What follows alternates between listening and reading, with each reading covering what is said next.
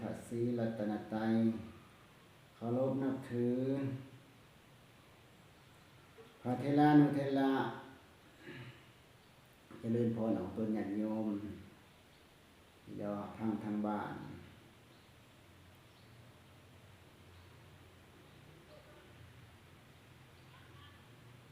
ปฏิปทาน4ประการมี1กายานุปฏิสถาน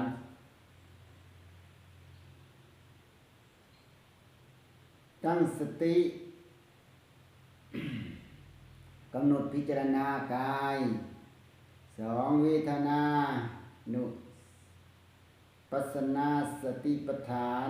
ตั้งสติกำหนดพิจารณาเวทนา3จิตตนุปัสสนาสติปัฏฐานตั้งสติกำหนดพิจารณาจิต4ธรรมนุปัสสนาสติกรรมฐานธรรมานุปัสสนาสติปัฏฐานตั้งสติกำหนดพิจารณาธรรมสติปัฏฐาน4ประการ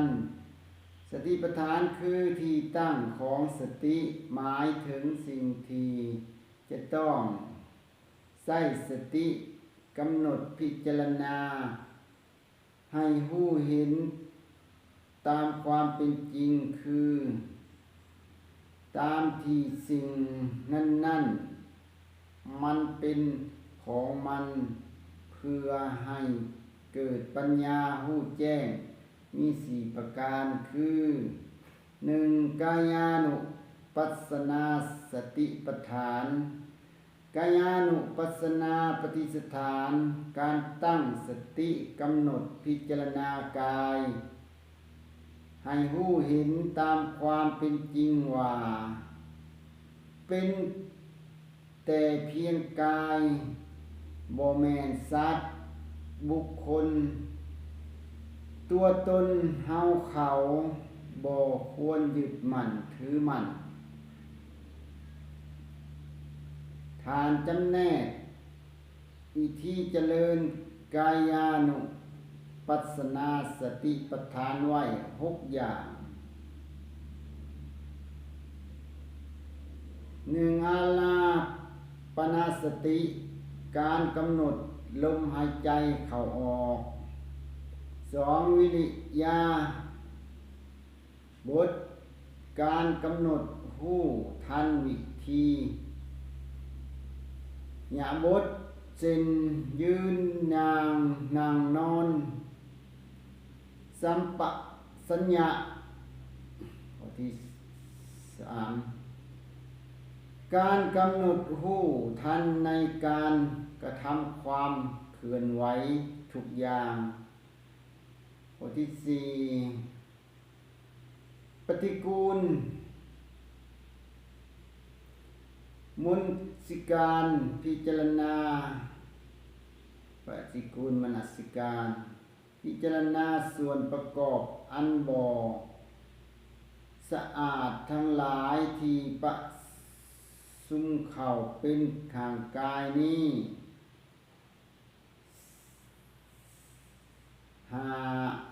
ธาตุมนสิการพิจารณาให้เห็นห่างกายโดยความเป็นธาตุแต่ละอย่าง6นวสิวคิกาพิจารณาซากศพให้สภาพในสภาพต่างๆพิจารณาซากศพในสภาพต่างๆ2เวทนานุปัสสนาสติปัฏฐาน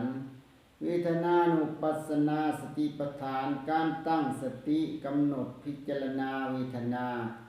คือมีสติอยู่พร้อมด้วยความรู้สัจเจเวทนา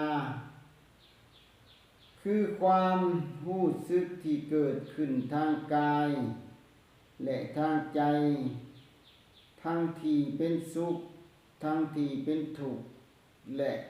ที่เฉยๆทั้งที่อิงอามิตรและบ่อิงอามิตรที่เป็นไปอยู่ในขณะนั้นๆให้รู้เห็นตามเป็นจริงว่าเป็นแต่เพียงเวทนาบ่แม่นสัตว์บุคคลตัวตนเฮาเขา3จิตตนุปัสสนาสติปัฏฐานจิตตนุปัสสนาสติปัฏฐานการตั้งสติกำหนดพิจารณาคือมีสติอยู่พร้อมด้วยความรู้สัจจิตของตนที่มีราคะมีราคะบ่มีราคะมีโทสะบ่มีโทสะมีโมหะบ่มีโมหะเศร้าหมองหรือพองแผ้วพุ่งซ่านหรือเป็นสมาธิเป็นต้นตามที่เป็นอยู่ในขณะนั้นให้รู้เห็นตามเป็นจริงว่าเป็นแต่เพียงจิตบ่แม่นสัตว์บุคคล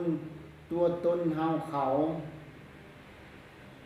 4ธรรมานุปัสสนาสติปัฏฐานธรรมานุปัสสนาสติปัฏฐานการตั้งสติกำหนดพิจารณาธรรมคือมีสติอยู่พร้อมด้วยความรู้สัจธรรมทั้งหลายได้แก่นิวรณ์5ขันธ์5อายตนะ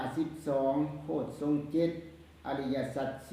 4ว่าคืออะไรเป็นอย่างใดมีในตนหรือบ่เกิดขึ้นเจริญบริบูรณ์และดับไปได้อย่างใดเป็นต้นตามที่เป็นจริงของมันอย่างนั่นให้รู้เห็นตาม